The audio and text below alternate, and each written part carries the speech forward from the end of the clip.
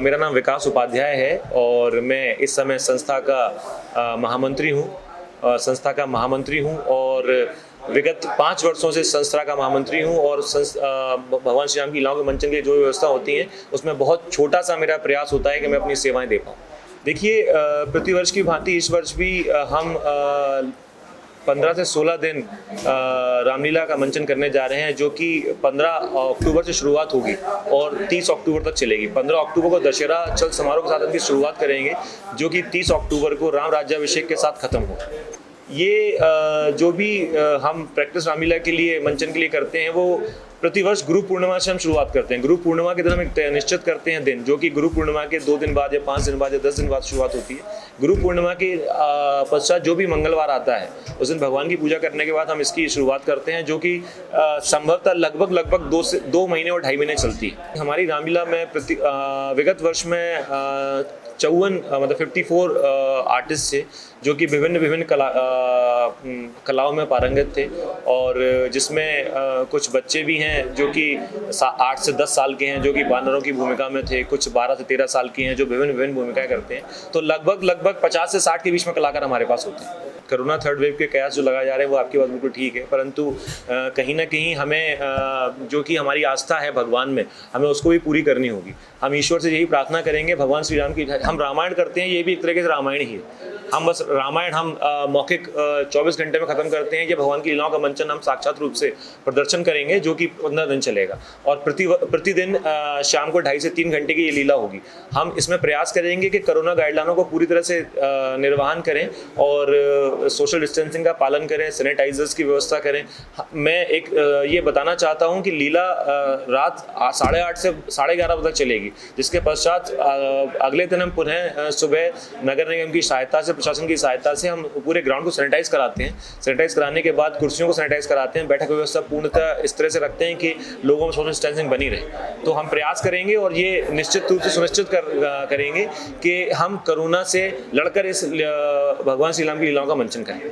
देखिए, हम प्रयास करेंगे कि हम 1000 से 1500 सीटों की व्यवस्था वहाँ करें।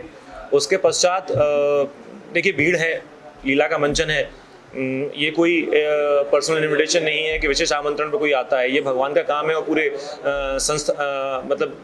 जनता का काम, ग्वालियर वासियों का काम है। ग्वालियर वासियों की लीला है, तो आदमी स्वयं आता है, स्वयं इकट्ठा होता है। तो ये मैं नहीं कह सकता कि लोग कितने होंगे, लेकिन ये है कि हम लगभग 85 से 90% लोगों की बैठक व्यवस्था पूर्ण करेंगे। देखिए, मुरार रामलीला मैदान में विगत 52 वर्षों से रामलीला हो रही है। इससे पहले ये रामलीला सबसे पहले ये रामलीला दीनदयाल की बगीची में शुरुआत हुई थी, जब इसका छोटा प्रारूप था।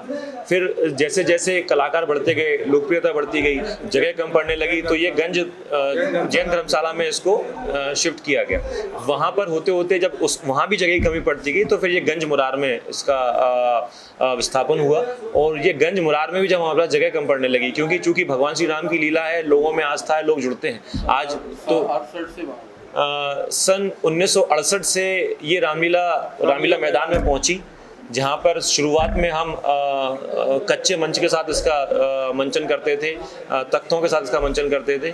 इसके पश्चात प्रशासन की व्यवस्था है, हमारे कार्यकारिणी और रामलीला के संरक्षक रहे श्री राजेंद्र सिंह जी ने की विशेष प्रयासों से हमें एक विशेष मंच, पक्का मंच मिला, जो कि शायद मध्य प्रदेश में और किसी के पास इतना बड़ा मंच नहीं है जो मंच हमारे पास है। उसके बाद विगत 52 वर्षों से 1968 से रामलीला मुरार रामलीला मैदान में हो रही है। देखिए, मैंने हमेशा से इस चीज़ पर विशेष जोर दिया है कि ये स्वाभाविक सी बात है कि आज के परिदृश्य में अगर हम बच्चों को से बात करें तो कॉम्पिटिटिव वर्ल्ड है, हमें कहीं ना कहीं इंग्लिश की बहुत ज़रूरत है। लेकिन मैं हमेशा से इस चीज़ का प्रयास जोर देता हूँ कि हम अपने बच्चों को अगर इंग्लिश सिखाते हैं तो हमें उतना ही उन्हें पारंगत हिंदी में भी करना चाहिए। अगर हम अपने बच्चों को काव बोलना सिखाते हैं तो हमें ये बताना चाहिए कि काव को गाय भी कहते हैं, गाय हमारी माता है, उसका क्या क्या हमारे संस्कार क्या हैं, कि गाय में 33 करोड़ देवी देवता हैं, वो भी हमें बताने होंगे कि गाय की पूजा हम क्यों करते हैं। तो मैं तो बस यही कहना चाहूँगा कि भगवान श्री राम की लीलाओं का जो मंचन हम करते हैं उसमें पूर्ण रूप से हिंदी और संस्कृत का विशेष संयोजन है।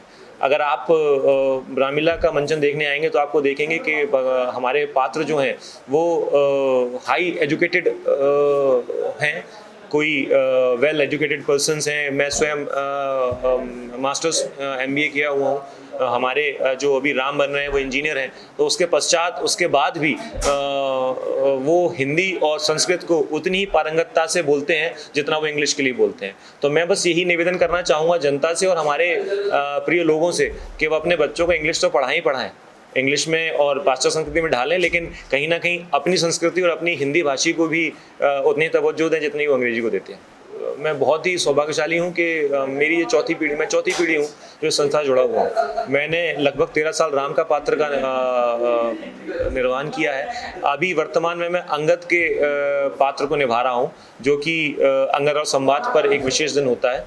तो बाकी दिन मैं भगवान श्री राम की लीलाओं के आयोजन के लिए भगवान की सेवा में लगा रहता हूँ।